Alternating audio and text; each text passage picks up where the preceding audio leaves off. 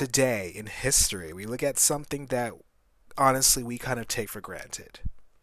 Today in 1920, women, under the 19th Amendment of the Constitution, were legally allowed to vote in the United States, and they joined the likes of New Zealand, Australia, Finland, Great Britain, Denmark, Canada, Russia, Tuscany, the Isle of Man, Germany, and Poland. If I can be honest, when it comes to civil rights issues, America has always been a little bit late to the party in relation to other most developed nations around the world.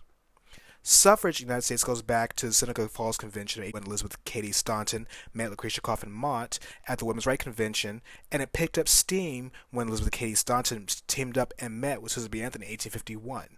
However, women were allowed to vote in some parts of the United States, such as Wyoming, where women were allowed to vote and stand for elections in 1869.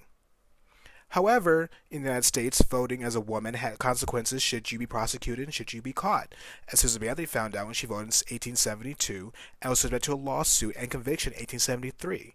In that conviction, she was ordered to pay a fine of $100, or in today's money, $2,275.02.